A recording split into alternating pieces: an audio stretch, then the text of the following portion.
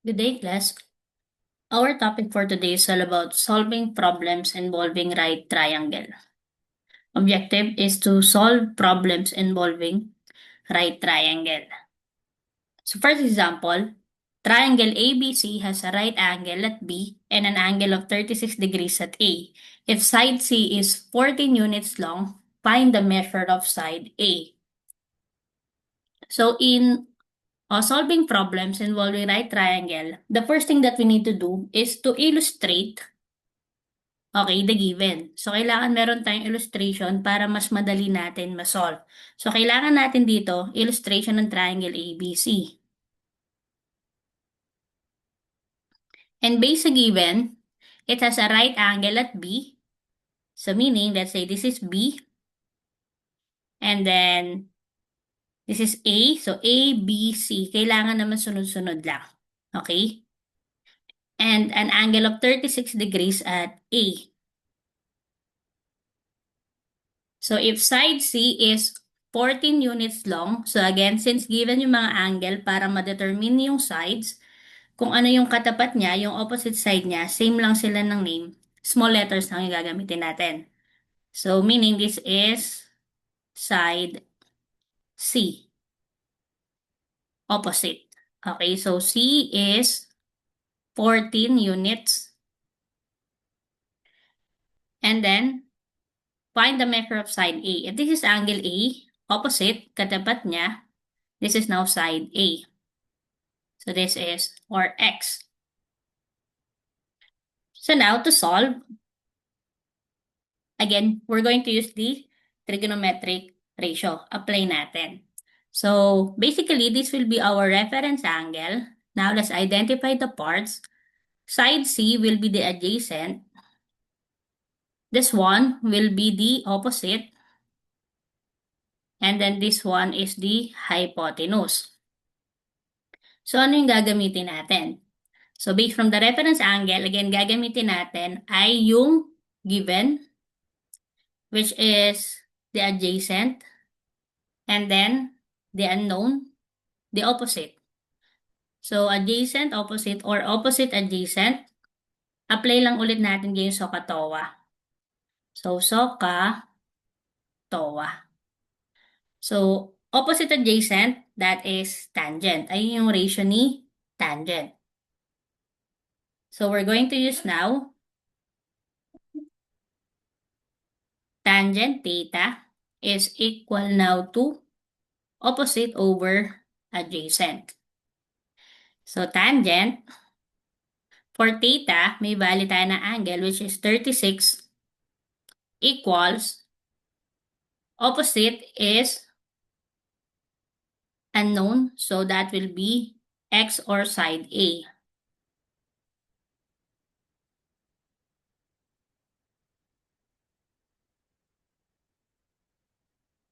So X over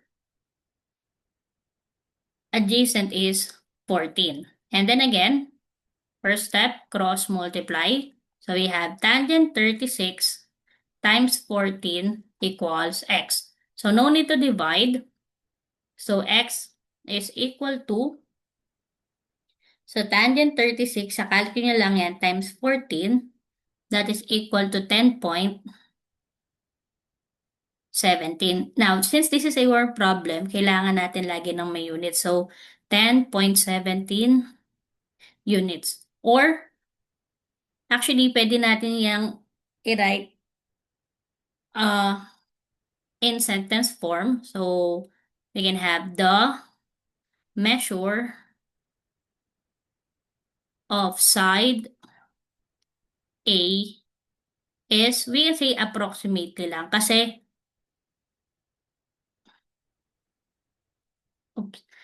'di ba, ni-round off natin siya. Hindi siya yung pinaka-exact value. Okay, so is approximately 10.17 units long. Okay? So, pwedeng ganyan. Next one. So, a ladder makes a 65-degree angle with the ground and reaches a wall. If the ladder is 6 meters long, how high up the wall does it reach? So, dito meron na tayong diagram. Okay? So, may illustration na. So, this is the ladder, 6 meters, and then, ito yung angle natin, 65 degrees. So, ang hinahanap is yung height ng wall, kung saan na-touch siya ng ladder. Okay? So, if this will be our reference angle, okay? So, this ladder, this is the right angle, diba? So, yung ladder, ayun yung magiging hypotenuse, and then the wall will be the opposite. Kasi ito yung adjacent natin. So, meaning we're going to use hypotenuse and opposite. Ano yung meron yun, diba? It's sine kasi opposite over hypotenuse siya. So, magiging sine theta is equal to opposite over hypotenuse. Okay? And then, plug in the value. So, sine 65 is equal to opposite. So, that is x over hypotenuse is 6. Then again, cross multiply. So, we have sine 65 times 6 equals x. So, plug in na lang ulit natin yan sa calculus. So, sine 65 times 6, that is approximately, so 437, round up tayo. So, 5.44 meters. Okay? Or again, pag sentence, we can have, so the ladder reaches the wall at 5.44 meters. Okay? Next. So, a flagpole casts a 11-meter shadow when the sun makes an angle of 42 degrees with the ground. How tall is the flagpole? So again, illustration tayo. So let's say this is the flagpole and then it casts a shadow. Siyempre, ito yung shadow niya. 'Di ba? Pag tayo naman nasa baba yung shadow yun eh. And then, when the sun makes an angle of 42 degrees with the ground. So, kung nandito yung sun, ito yung angle, which is 42 degrees. Okay? Now, since ito yung shadow, ito yung 11 meters. Ang hinahanap natin is how tall is the flagpole. So, ito yung x, yung height ng flagpole. So now, if this is our reference angle, so this is now the adjacent, and this is the opposite. So opposite adjacent, that is tangent. So we're going to have tangent theta is equal to opposite over adjacent. So tangent 42 is equal to opposite, that is x over adjacent is 11. And then again, cross multiply. So tangent 42 times 11 equals x. Okay? So plug in tangent 42 times 11, approximately x, or the height of the flagpole is 9.90 meters. Okay? Next, a skateboard ramp makes an angle of 24 degrees with the ground and has a vertical height of 1.7 meters. How long is the ramp? So if this is the ramp, okay, an angle of 24 degrees with the ground, ito yon. Okay, and has a vertical height of 1.7 meters. So this is the vertical height, yung patayo. So this is the 1.7 meters. How long is the ramp? Ito yung tinatanong ngayon. So therefore, this is our reference. So this one will be the opposite side, and this is the hypotenuse. So opposite hypotenuse, we're going to use sine. So sine theta is equal to opposite over hypotenuse. Then again, plug in the value. So sine 24 is equal to opposite is 1.7 over, so hypotenuse, that is x. Okay? Then after that,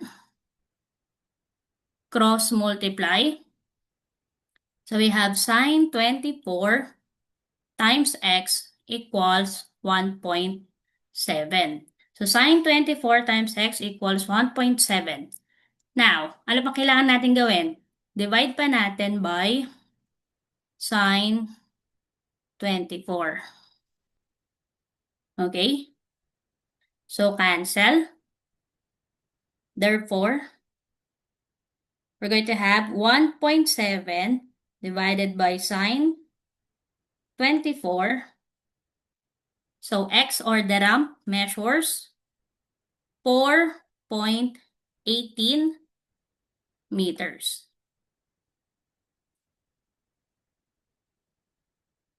Next one.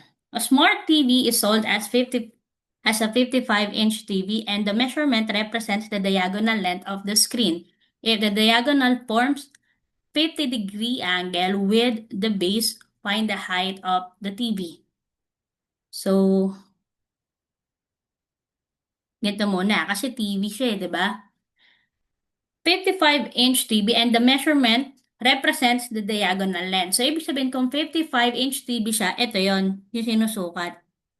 Yung diagonal measurement niya. So, this is the 55 inches. Okay? If the diagonal forms a 50-degree angle with the base, so ito yung base ng TV, nandito yung 50-degree angle. Okay? Find the height of the TV. So, tinatanong yung height. Ito yung height kasi ito yung width. So, this is x. Okay? So, if this is our reference angle, this will be the hypotenuse, and this will be the opposite. Okay? So, again, we have the opposite and then hypotenuse. So, that will be sine. Okay? So, sine theta is equal to opposite over hypotenuse. So, magiging sine 50 is equal to opposite is x, hypotenuse is 55. And then again, cross multiply. So, sine 50 times 55 equals x. Multiply na lang yan, di ba? So, sine 50 times 55. So, approximately the height of the TV is 42.13 inches. Okay, so ganyan lang tayo mag-solve ng our problems. Okay? Last one, an equilateral triangle has a side of 20 centimeters. Find the length of its altitude. So, equilateral triangle meaning all sides are equal. So, lahat to ay 20 centimeters. 20 cm lahat yan. Now, ang tinatanong yung height, the altitude. So, this is the altitude. Okay, or the height of the equilateral triangle. So, kung napansin nyo, di ba, nagkaroon tayo ng right triangle. Okay? So, now, paano natin siya isosolve? Actually, kahit hindi na tayo gumamit dito ng trigonometric ratio, kasi wala naman, hindi given yung two other angles. Okay? So, paano na natin siya isosolve? If this is 20, anong napapansin nyo? Because of the altitude, nagkaroon ng, okay, kalahati, di ba? So, magiging 10 centimeters na lang to. So, ito yung hinahanap natin yung altitude. So, ibig sabihin, given na yung two sides ng triangle, so pwede, ang gamitin na lang natin dito is the Pythagorean theorem, c squared equals a squared plus b squared. Okay? So, again, in Pythagorean theorem, yung c is always the hypotenuse. So, if this is the right angle, so this is the hypotenuse, this is a, this is b. Pwede magpalit yan. Pwede ito si a or ito si b. So, plug in the values, we're going to have 20 squared is equal to 10 squared plus b squared. Okay?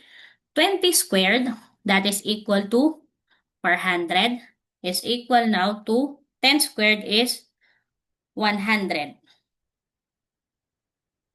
plus b squared. So transpose, we have 400 minus 100 equals b squared. 400 minus 100, this is 300 equals b squared. And then simply get the square roots. So b is equal to, so square root of 300, approximately that is 17.32. So the length of the altitude is 17.32 centimeters. And that is the end of our lesson. Bye.